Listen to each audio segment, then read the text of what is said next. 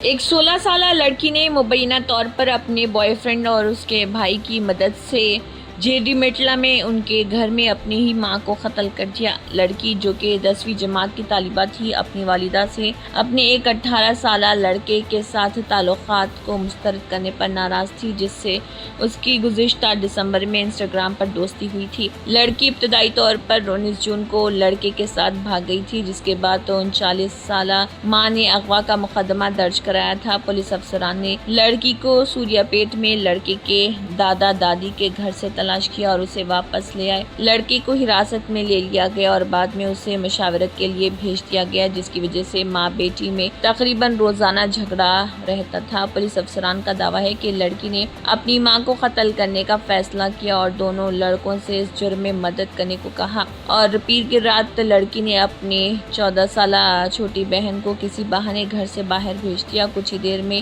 دونوں لڑکے گھر میں داخل ہوئے اور تینوں نے لڑکی کی ماں کا گلا گھونٹ لیا۔ پولیس کے مطابق ماں بے ہوش ہو گئی اور دونوں لڑکے موقع سے فرار ہو گئے۔ اسی دوران چھوٹی بہن گھر واپس آئی تو ماں کو بے ہوشی کی حالت میں پایا اور بہن کو ہوشیار کیا۔ ایمبولینس بلانے کے بہانے 16 سالہ نوجوان نے دوبارہ دونوں لڑکوں کو فون کیا اور دونوں مبینہ طور پر واپس آئے اور چھوٹی لڑکی کو دوبارہ باہر بھیجا اور ماں کا دوسری بار گلا گھونٹ کر اس بات کو یقینی بنانے کے لیے کہ وہ مر چکی ہے اور پھر وہاں سے چلے گئے۔ جب چھوٹی لڑکی گھر واپس آئی تو اسے اپنی ماں کی موت پر شک ہوا اور اس نے اپنے رشتہ داروں کو اطلاع دی، جنہوں نے پولیس کو بلایا۔ لڑکی کا بیان مجسٹریٹ کے نوٹ کرنے سے پہلے ہی خاتون کو قتل کر دیا گیا۔ پوچھ تاچھ کے دوران چھوٹی بہن نے اہلکاروں کو گھر میں دونوں لڑکوں کی موجودگی کے بارے میں بتایا۔ اس کے بعد اہلکاروں نے بڑی لڑکی سے پوچھ تاچھ کی، جس نے قتل پر انکشاف کیا اور تحقیقات سے معلوم ہوا کہ 16 سالہ لڑکی متاثرہ کی پہلی شادی کے بعد پیدا ہوئی تھی۔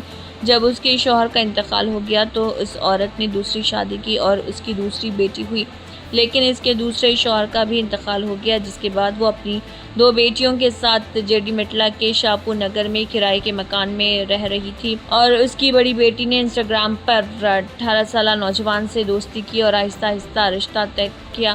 19 جون کو اغوا کا مقدمہ درج ہونے کے بعد پولیس حکام نے BNS کے تحت لڑکی کا بیان ریکارڈ کرانے کے لیے مجسٹریٹ کے سامنے درخواست دائر کی تھی، لیکن خاتون کو بیان ریکارڈ کرنے سے پہلے ہی قتل کر دیا گیا۔